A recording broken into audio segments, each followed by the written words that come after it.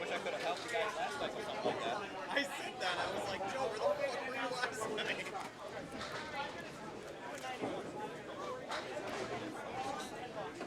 See if I can get some of this shit out.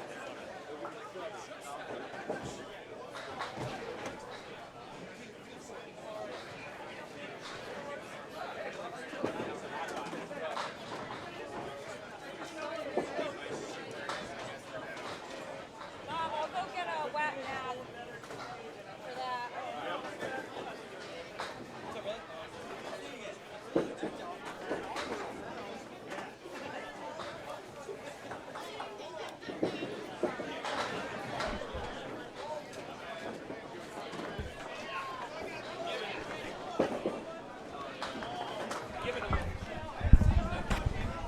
Okay, the assignment's been made, and we're going to be seeing our team again on lane 14. On lane 13, we're going to be seeing City Walk, team of.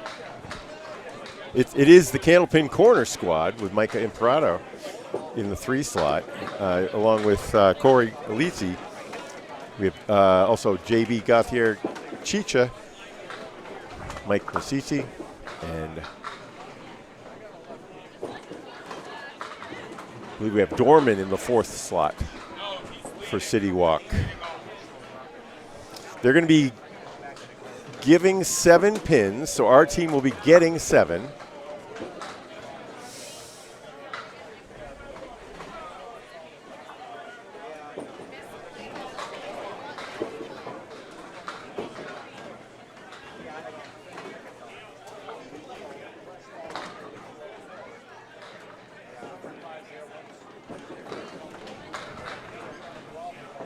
Micah. Yep, Dave Dorman is in the 4th slot.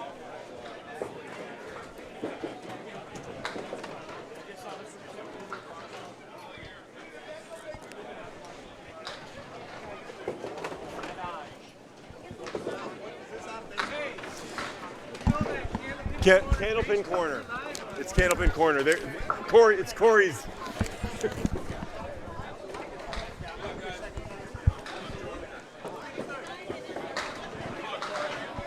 Hey, Corey, any chance? Average home? To the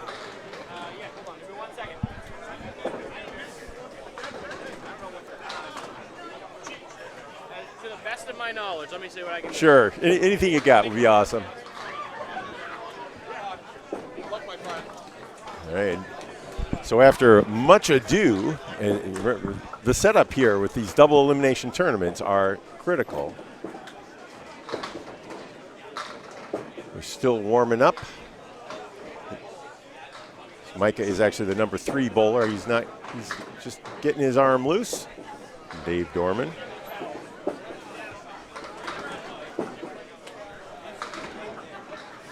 Our team, just by chance, will be bowling on the same lanes they did a moment ago. They got it's a team with Bob Bezio, Charlotte O'Brien, Paul Bernard, Tyler O'Brien, and Joe Duda. Hey, Richie, are you free? Am I free? Yeah. No. Okay. Okay.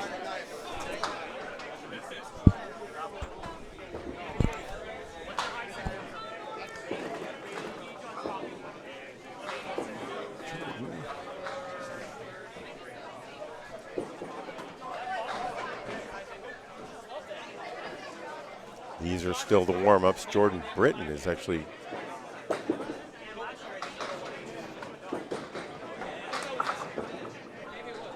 it's not J.B. Guthrie, it's Jordan Britton is the first bowler, of course.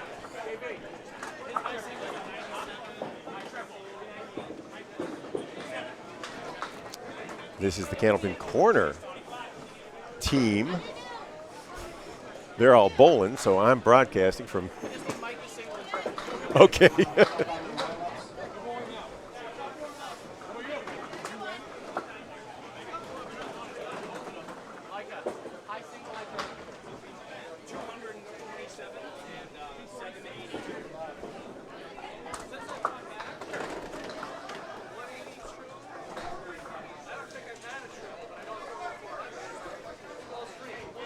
He's a 5-string guy. He doesn't have a high triple.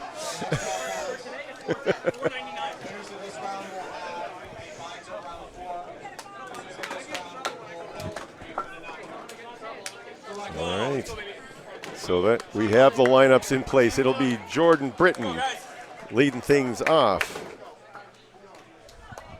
The team City Walk. He's going to start on lane 13. And on 14, we see Bob Bezio again. Bezio carrying a 109 average. JB, Britton is known, a 110. He bowls out of Academy. His first pitch, Bernard is a little right. Gets the triangle. 6. Jordan just catches the 2-pin. Gets 7 down, and a nice throw. 5 stands, though. 5-pin behind the head pin. Jordan with a good bid. Got the sleeper, but not the 10. A 10 there for Bernard. 7 pins for, even though they just threw 10s, there's a 7-pin lead on the board for our team. We'll keep track of the difference throughout the play. This is a 1-string double elimination tournament, so these early, usually these are throwaways in a big match, but you can find yourself in serious trouble if someone comes up and throws a couple strikes. Second pitch on the head pin, spare for Bezio. Robert, the R team. Jordan swings across. He was a little left. I don't think he wanted that bid, but the wood almost did it for him.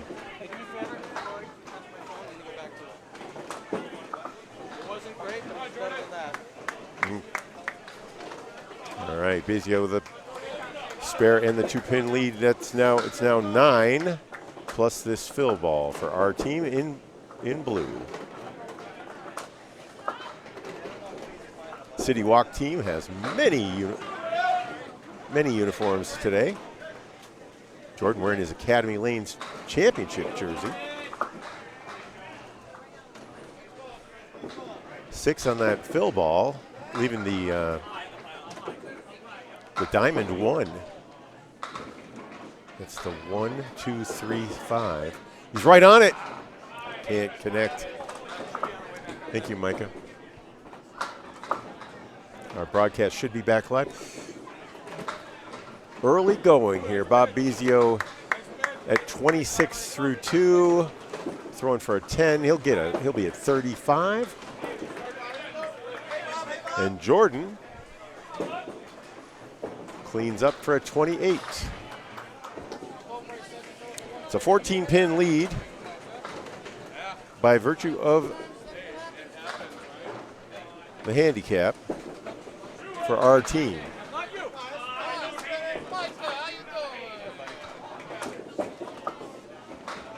Fred's first ball in the 4th.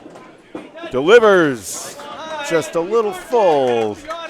Splits up with 3, 4.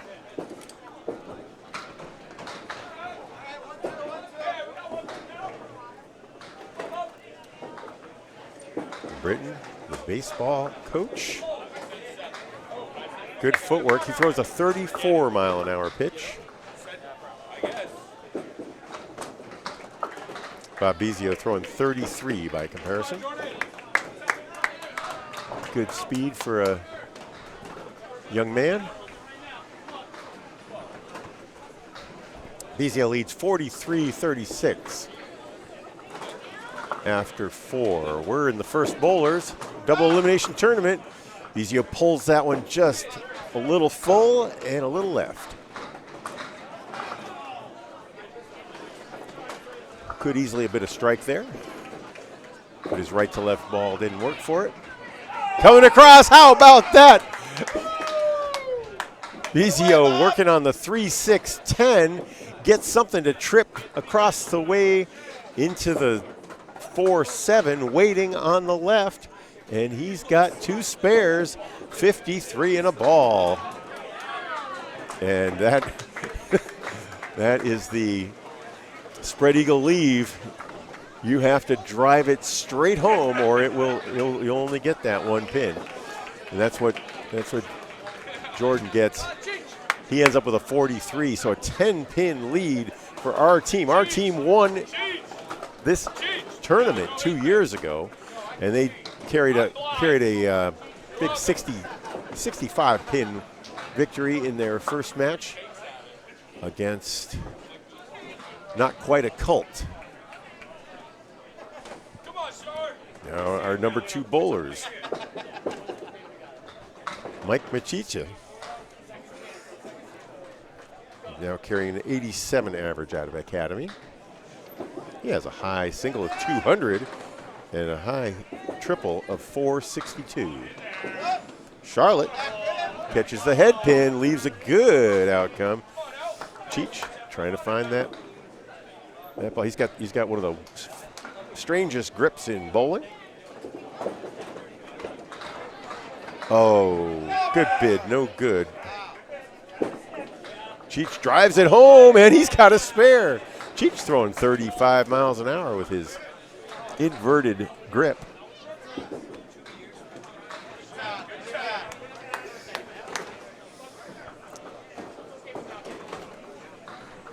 A great start for the 87 bowler. He's got Wood on the left. He's just going to clear that before the bowlers move ahead. Oh, little backdoor strike on the clear there for Cheech. That was silly. Charlotte O'Brien, very controlled footwork. Watch her footwork. If you can see it really here. 1, 2, 3, and 4. Steps into it. Right on the head pin and a strike. It's a match. Cheech, good fill, 7 and a shaker, but cuts the lead in half to 7 for the moment. Oh, spare. That's how he got the 200 back in the day. Balls like that.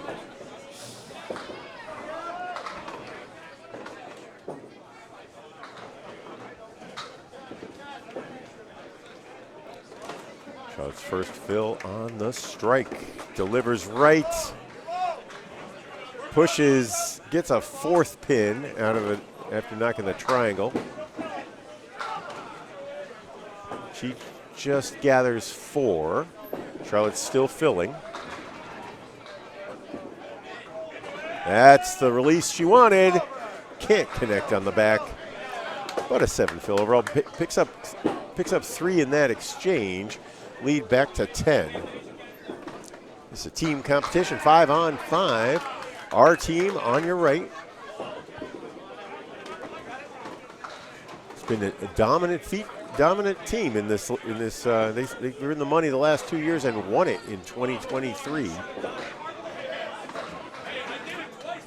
Jay Jordan getting rid of the Wood way out in front.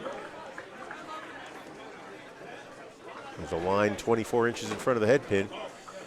Any Wood past that is out of play. Cheech on the money. Ends up with a 7. So Cheech, a pair of spares, and that 7 gets him to 38 through 3. Have fills of 7.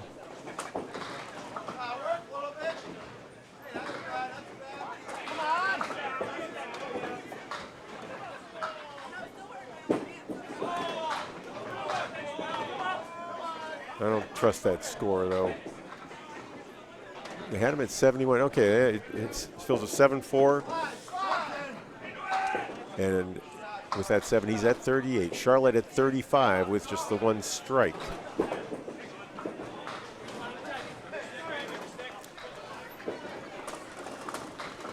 Third balls now.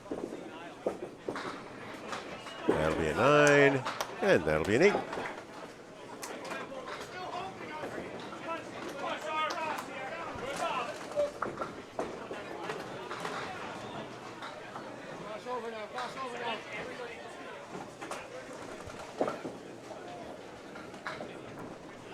Our team leading by 15 in this match.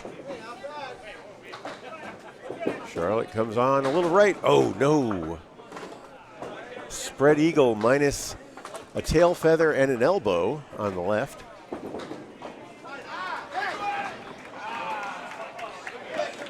Really just the 2, 3, 6, and 10. But just about impossible to make it. You got to bring the ball back from the depths. Crossover. Good 10 there from Charlotte. And a 54 half. Cheech had one more spare, one more pin, 55. Charlotte, of course, only had a strike. Marks are 3-2 for our team. They are also getting 7 pins. By virtue of that, it's a 16-pin lead overall for our team with the handicap. Number 3 bowlers, Paul Bernard and Micah Imperato. Oh, this strike as the 10 is the last to fall, actually, for Paul Bernard. He hit the 1-3, the 1-2 pocket. I got a piece that might have been the head pin to fly really high and bounce down into the gutter and sweep back into the 10 pin. No luck for Micah as he left a cocked hat leave. Pins out for 9.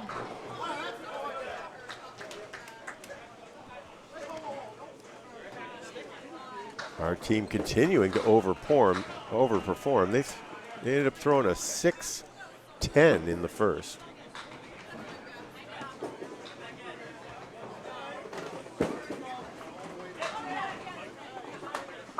Six on ball 1. Micah delivers on the 1-3 pocket setback. Sign of an excellent pocket shot. Just 6 on the fill, but the lead is now 22 for our team. Micah signals the field goal. Bernard throwing 34 for that 4 horseman for 10.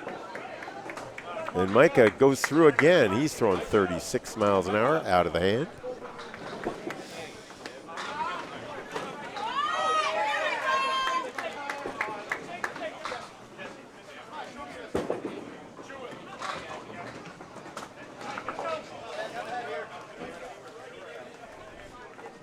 Our team now leading by 25. These are the third bowlers in their first trip. They're going to be bowling 5 boxes apiece on each trip to the line. Imperato for a spare 1. Nope.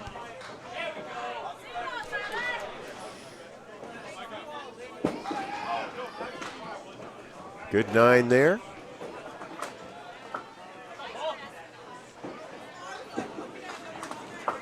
And another 7. Scores of 9, 7, and 7. 23 for Micah. 35 for Bernard. At the strike.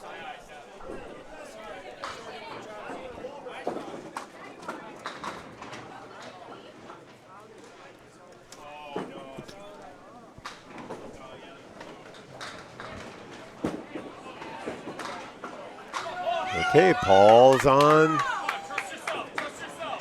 Route 28.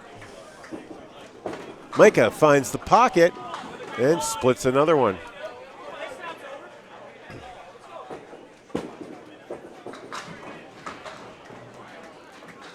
Paul works on the pin side, still has the 1-7. Micah sends it over. That was too fine of an angle for him.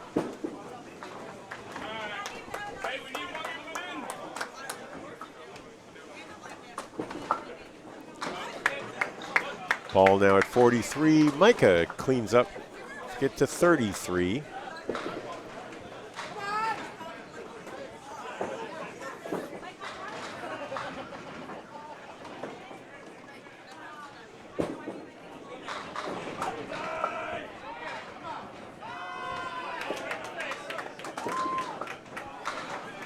Another 2-1 split. Micah's had three. He had a setback, and it's three, maybe 4 2-1s in a row he's faced. Bernard cleans up 2 spares. Actually, 2 marks. He started with a strike, finishes with a spare, and Story right now 5-2 on marks. Our team putting up a big lead. Picks up another 2 there. It's 28 pins unofficially for our team. 7 of those are from the handicap. The others are from the marks. Dave Dorman. And Tyler O'Brien. O'Brien threw a 126 just behind 4 marks. Just a moment ago. We have 24 teams here, but our team has been on lane 14 twice in a row now. We're set up here because this is where the finals will be later on. Sean?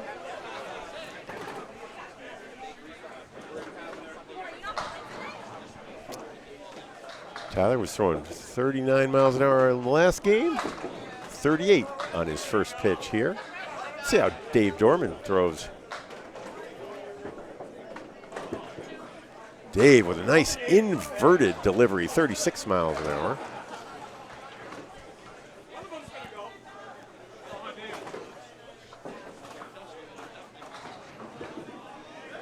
T.O. just swings left.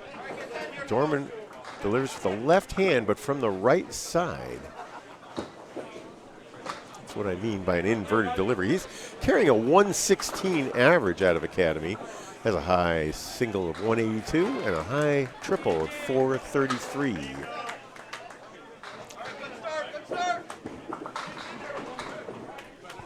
Gives 2 more back. And it's 28, a 28-pin lead for our team in blue on your right. You have the many-colored outfits of the City Walk. City W-O-K. This is the winner's bracket. Both these teams won in match 1. Tyler gets the 4-pin to fall late. Just has a 10-pin remaining. For a spare in the second. Dorman comes in. He releases it almost like it looks like it's between the 6 and the 10 on the far right side. You know where the if you were to throw it perfectly straight, it would hit the 6-10 pocket. Tyler's unable to convert. Dorman just trying to slide it into the edge of the head pin. The ball carrying through. 9-drop 9 for T.O. and a little gainer there. 27, the lead for our team.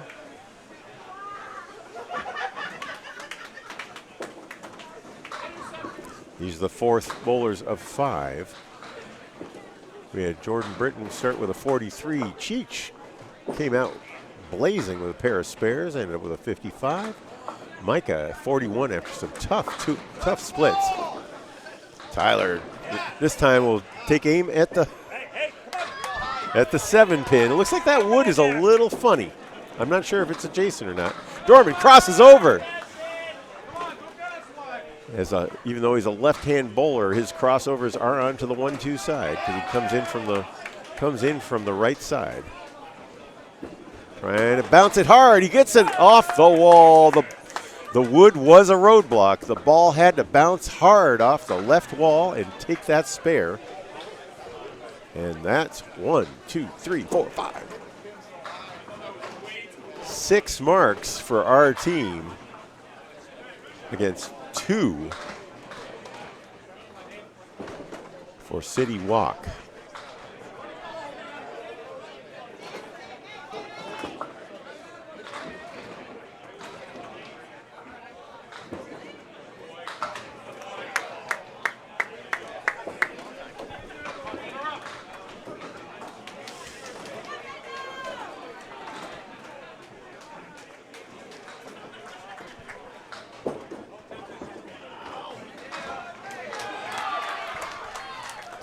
I have the lead at 28. I just checked the scores.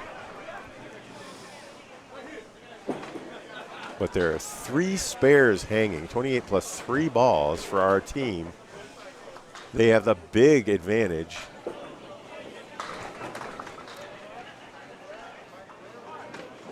These are the 4th bowlers. Not a bad miss there. 7 more. Make it 35.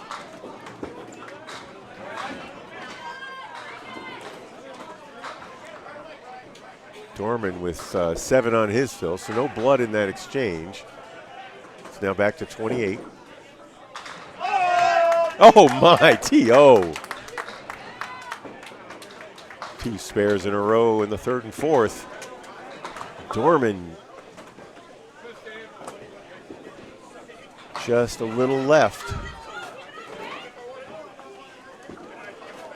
Sets up 1, 2, 3. Kind of sets in there from about 11 feet in front of the line. Very abbreviated approach. He doesn't walk straight. He walks to the right as he releases with his left hand. T.O. also setting up from about 11 feet. 1, 2, 3. Delivers. Setback. A 7 fill. And Dorman trying to get himself back on it. So 35 is the lead right now. Tyler brings it across and connects on the setback with Wood. A pair of spares, but wow. Our team, 35-pin lead, 60 in that matchup. It's 63 in a ball to 55 in a ball. That's 8. We have a 12-pin lead for Paul Barnard. Brings it up to 20, 19, 29 plus the 7. It is a 36-pin lead unofficially for our team with 3 spares to 1 through the first 4 bowlers. Duda rips. That Wood's coming out of play. Otherwise, it would be set up for that 7-8. Unless it turns around and goes. It's stopping. It stopped. And it's going to have to come out. Micah Imparato. All right, so now Duda has the unenviable challenge of making the 7 bounce into the corner and flip back into that 8. There's a piece way over on the right that probably isn't a good idea. Just getting a 10 is not a bad idea when you're leading by 36 also. Here's Corey. Corey carrying a 115 average this year out of Academy.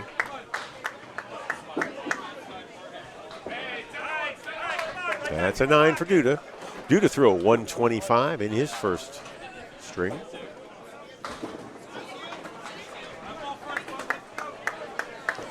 Corey picks up 1, back to 35, the lead for our team. That lead includes the 7-pin handicap.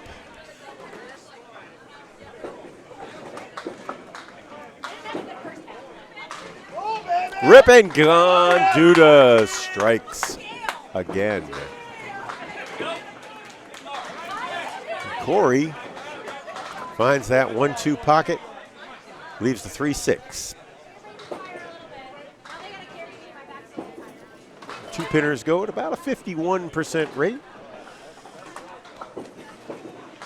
That'll be one. Oh, no, it's not a 2-pinner. It's a 3-pinner. Didn't look back behind it. I should have looked at the pin cam. You guys could see it probably at home. Jeez.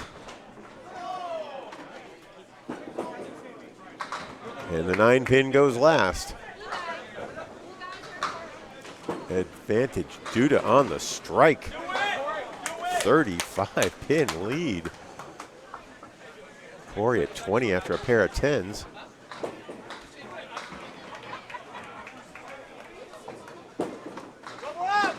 Nope.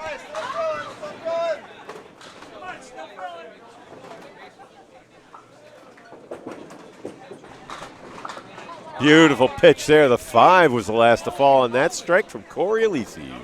Look at the speed on him in the next pitch. Nice 9 fill, though. So Corey will be digging out from a 44-pin lead when he starts filling. Duda throwing 37 on that last pitch. We'll give you a speed on Corey as he starts his fill. Employee of the month from the Hammer Barn. That's what it says on his shirt.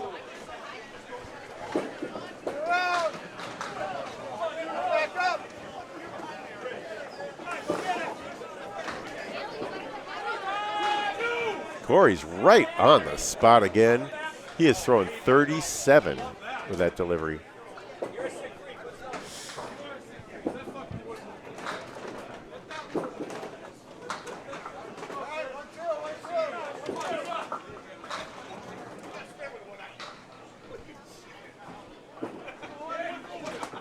No, okay. 9 on the fill brings the lead back down to 35 where it started when these anchor bowlers took their place. This is string 2 at the Richie Mayer Memorial Classic. Ball jumps around to the head pin stands. Pair of 9s. Corey now at 48. Started with a pair of 10s.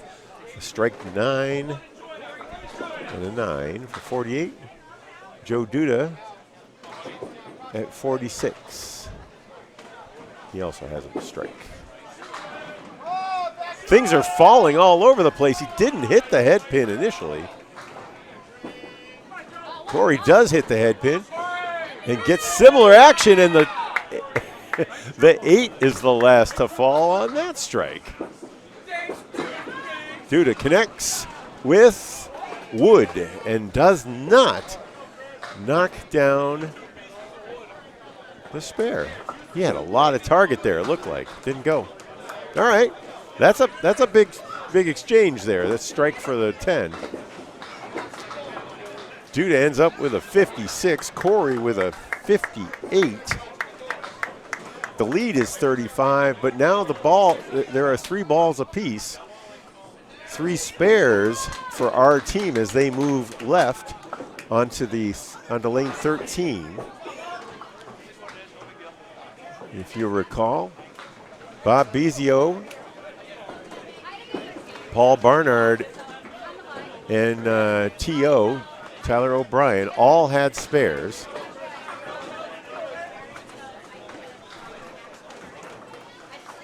But Dave Dorman had a spare, and Corey Alisi with that strike.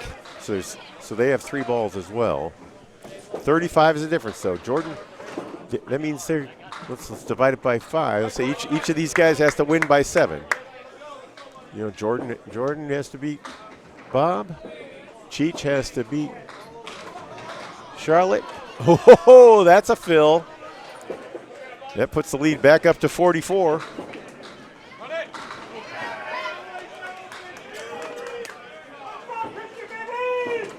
And the spare. Bezio, picture perfect on that one. Jordan takes a 7. And the lead creeps up to 47. This reminiscent of string one when the first match, when our team took out not quite a cult, a Western Mass team. This is an Academy Lanes-based team out of Haverhill.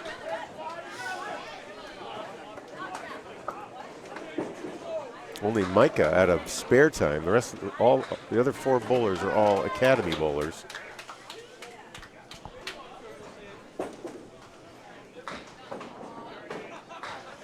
They won in string one, so it's a double elimination tournament. That means they're going to go the rest of the day facing elimination. Well, our team probably gets a bye.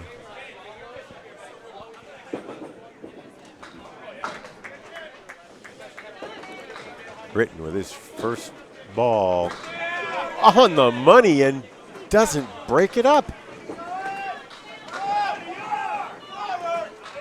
Paul Bizio, though. How about another 9?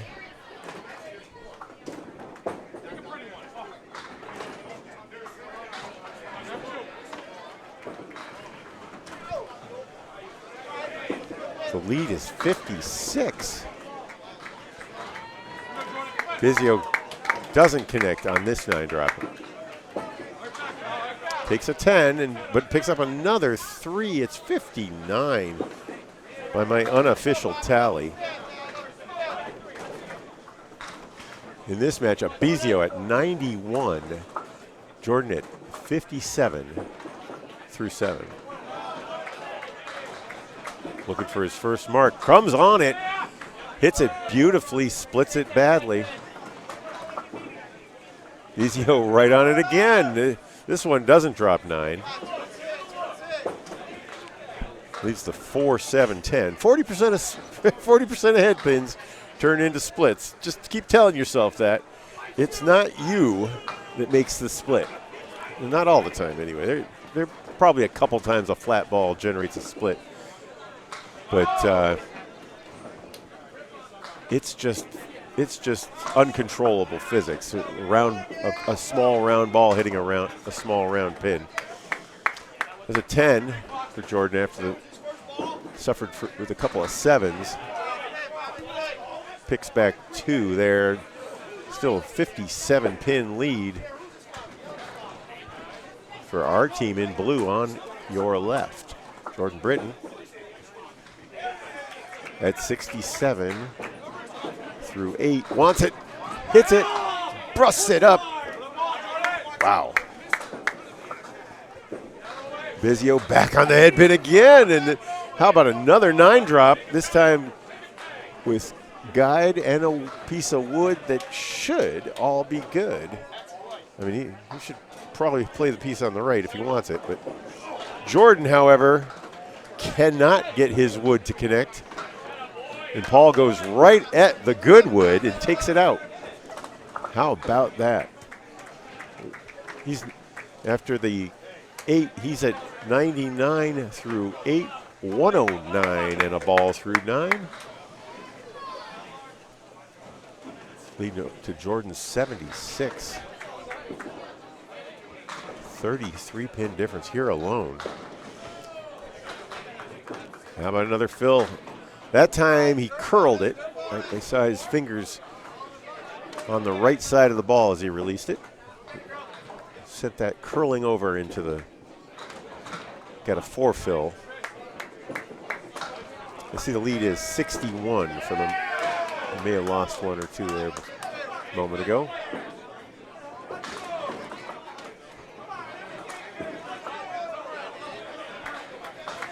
And Jordan takes, that's a tough 83. And a 121 to 83 victory. That is almost insurmountable when one guy takes a 40 pin lead like that.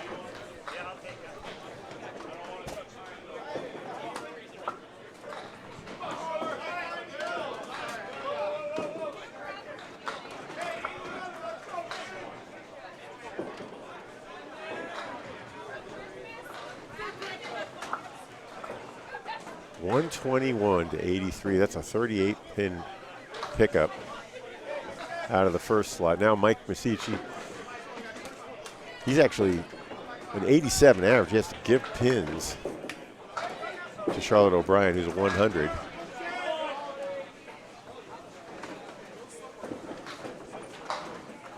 And she gives pins to him, I guess, 13.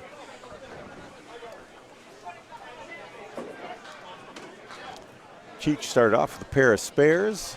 Now has a little baby split with the 5-pin hanging outside. Sends it right. Charlotte had a strike in her first set.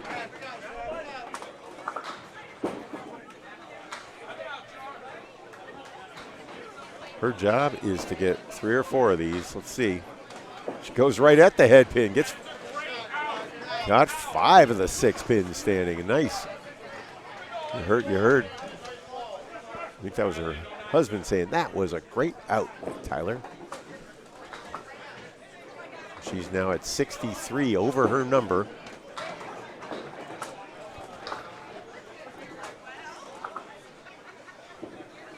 Cheech at 64.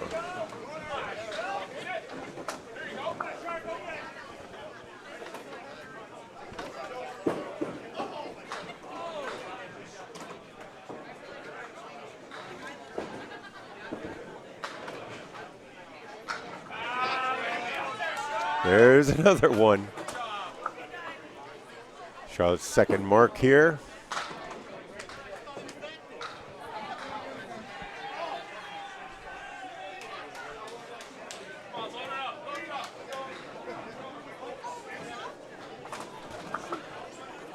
I have the lead at 55.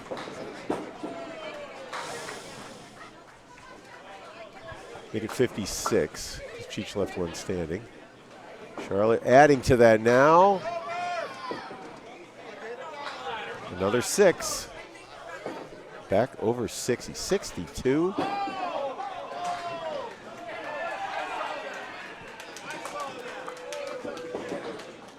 Our team rolling. That ball just rolled a quarter inch past the head pin.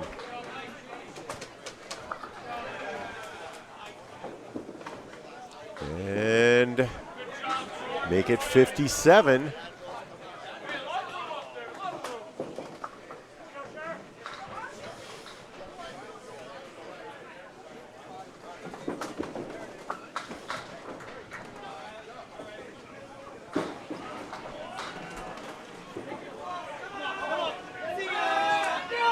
Cheech somehow gets that thing. Is that a backdoor?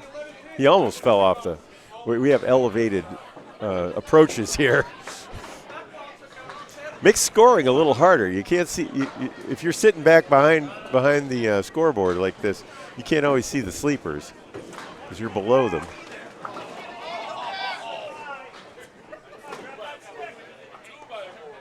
Cheech with the strike though gives hope to the City Walk team from Academy and Spare Time. Let's call them the Candlepin Corner guys. Cheech's third mark. Oh, his elbow turned a little on that release. Charlotte with picture perfect delivery, 2 full on the head pin.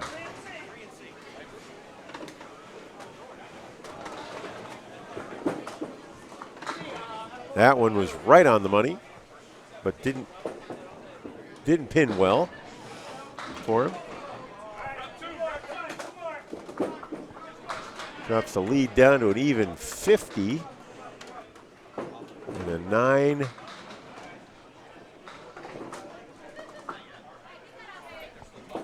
As Cheech ends up with looks like a 102. No, right here. 108. A 108 for Cheech. And a 105 for Charlotte.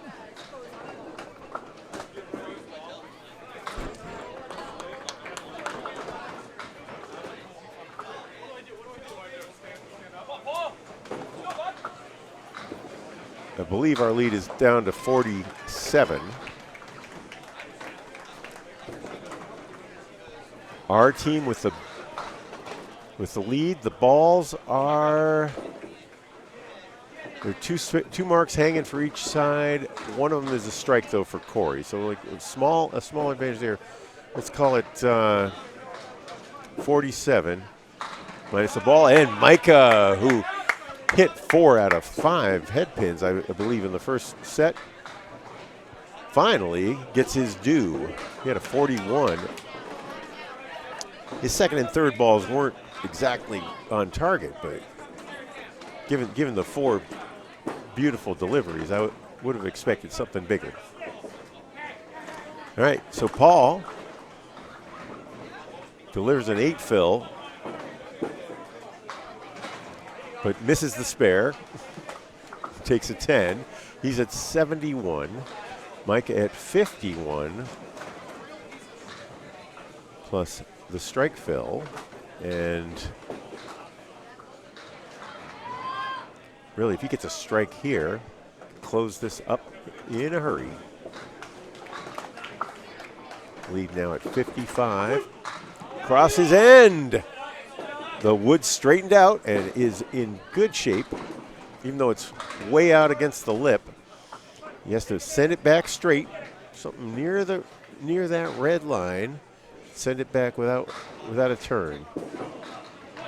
Oh no, he turned it, and when it turns, it's kind of subject to random motion. That certainly happened there. Anyway, that's a 9 fill. Gets a lead down to 38, but Micah would have loved to keep rolling. Picks up one more there, 37, the lead for our team. I may be wrong about that 37 because actually Paul was filling it. Yeah, well, let's add 8 to that. So I think it's 45. I didn't count that. Micah delivers almost. Hit the 7 twice in that exchange, but it didn't fall. He's going to play the double wood, the single wood. There's no way not to hit wood. Nope. Hit the eyeball. Punch those things in the eye, and they do all kinds of weird stuff. Darn it. Not what his team needed right there. Some really good bowling from Micah, and he's just sitting at 80 after 8.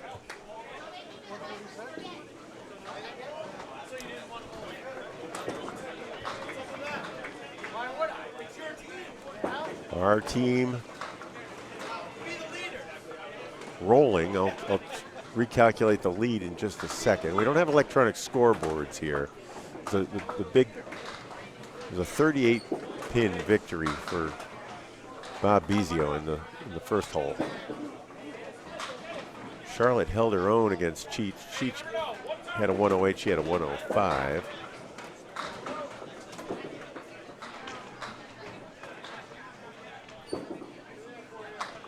Oh no, that one got away.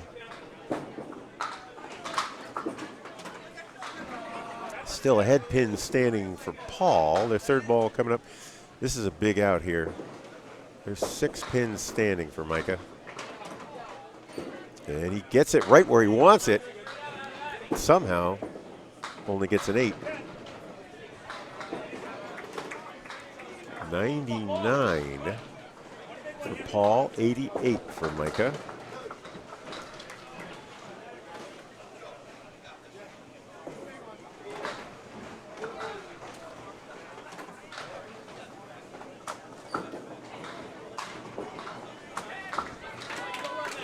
And I have a 52-point lead. So I recalculated the differences. 52 is the scratch lead, and it's actually 59.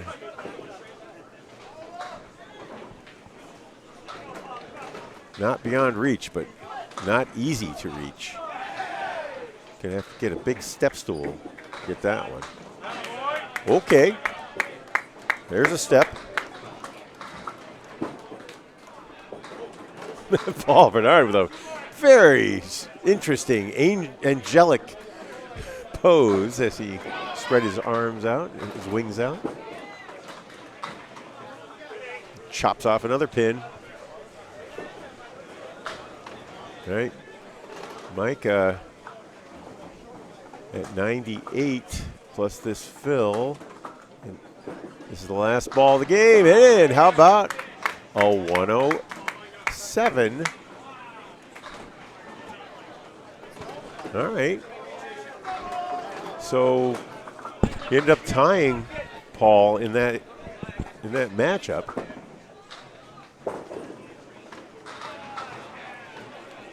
Now the number 4 bowlers, T.O. leading by 12. No, by 8. Yeah, 63 to 55. Leads by 8.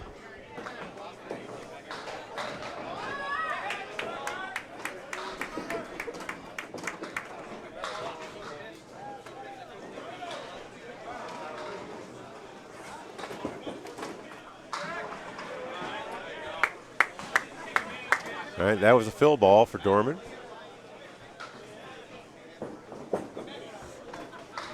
This also the bonus on the spare in the 5th. T.O. is on it, breaks it, and the extra energy coming off the left wall collapses the 3 pins. Strike on spare. T.O. 3 in a row. Spares in the 3rd, 4th, actually 4 in a row now. 3rd, 4th, 5th, and that strike in the 6th.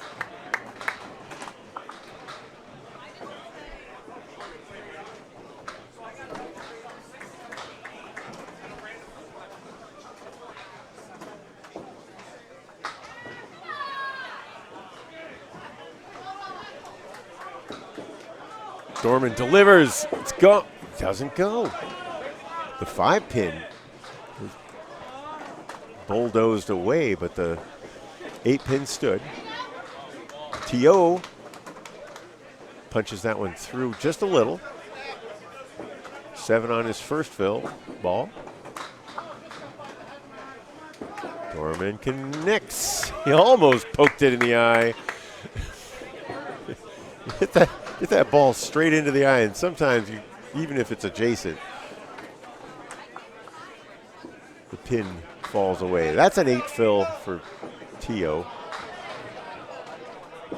His run of 4 in a row put to an end. Tyler takes 10. Nice. 101 through 7. 31 over. Dorman sitting at 81 plus this ball.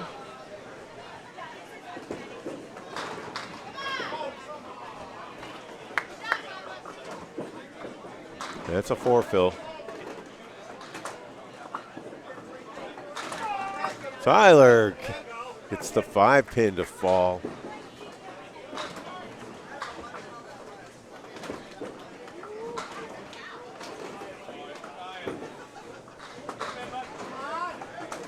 Dorman is just missing his object. Throwing a really good ball when it's on, but missed just a couple more than Tyler. Resulting in the 16 pin difference. They both throw a hard ball from the right side. Even though Dorman is a lefty, he moves well over to the right side.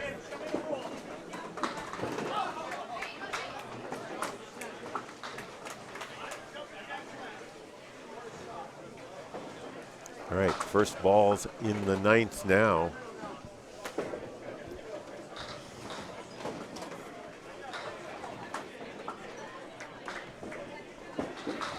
Dorman brought it across. Just a couple inches too far.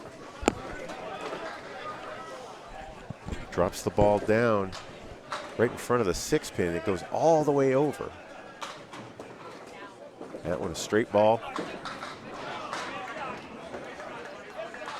Straight into the 3-pin. Oh, I heard rattling in the corner. I heard both ends of that pin hit the wall. Then it didn't come back. Spare Tyler. O'Brien's 121 and a ball in the 9th. Dorman picks up another 10. He's at 105.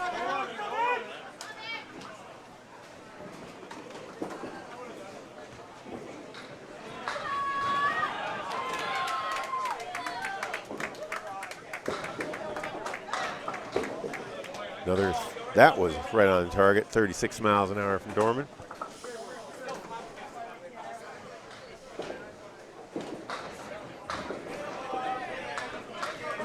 Really, it's a 2.5 step approach for T.O. and he missed, but throwing 38 miles an hour, everything collapsed for him.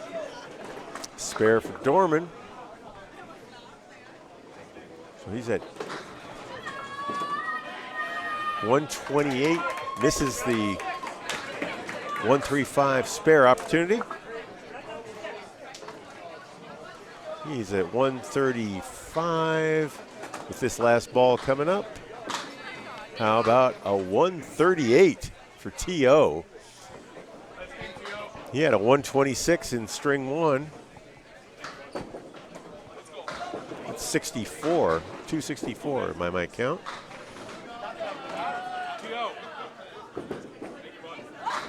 And a great 20 bucks, but he can't fill on the fill, so ends up being a 125 for Dorman. Throws a devastating ball, just off his mark a little bit on a couple boxes. And T.O. picks up 13 in that exchange.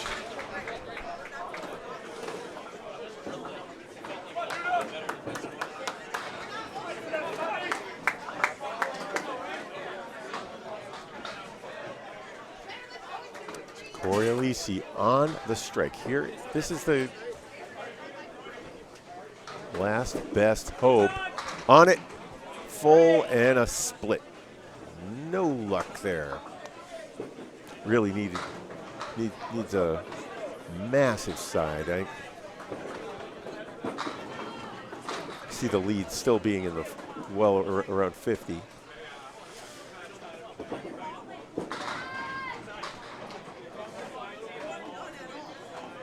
Yeah, it is. So Corey is at 67 at the half.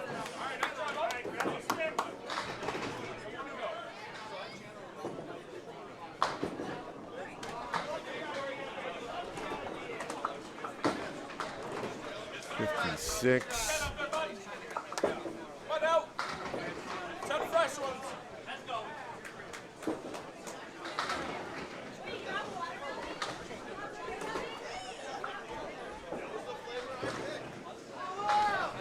I have it at 52 unofficially for, oh no, that's a spread eagle. We'll put the spread eagle prize out there for him if he can hit it.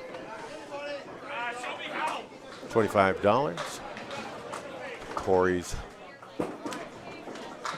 Oh, I think I've seen Corey make a spread eagle before. Not this time, though.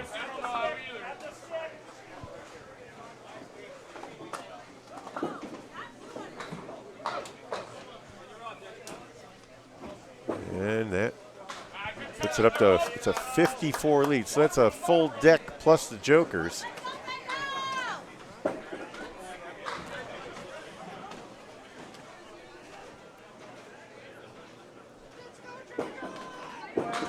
In 3 boxes.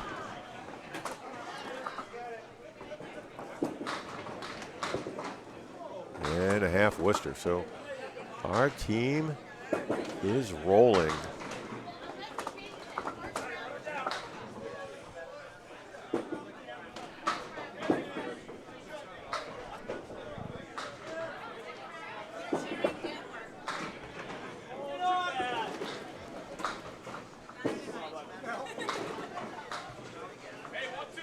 High-low jack for Duda.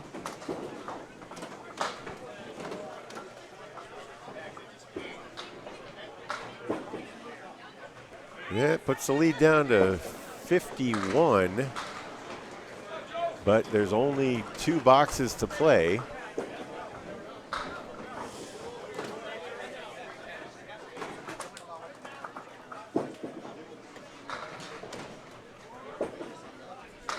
Which means, no, and another spread eagle. That'll do it. So, our team will sit down with a 2-0 lead as they are dominating lanes 13 and 14. Their scores already in the 600s.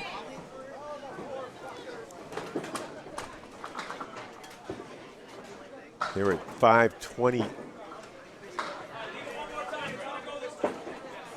It was like 526 after TO's 138.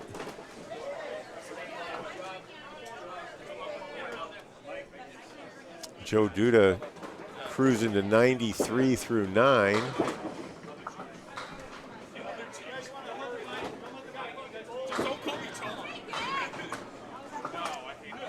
Duda takes half a rack with his first pitch. Corey is going to win the matchup. Another spare. 112. Plus this fill coming up. Joe Duda will throw his final ball. Still needing 1 for 100.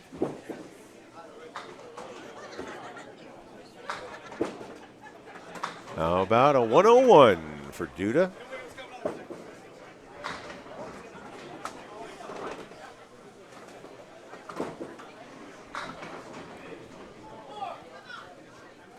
And that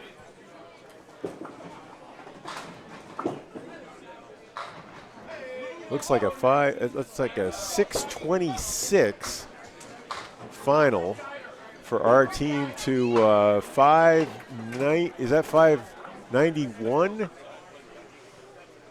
As Corey finished up with a 121.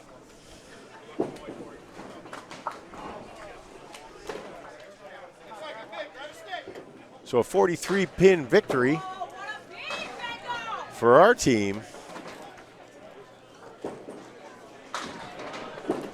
They are going to get to sit down, take their bye 2-0 in a double elimination tournament. They know they will be bowling well into the afternoon now.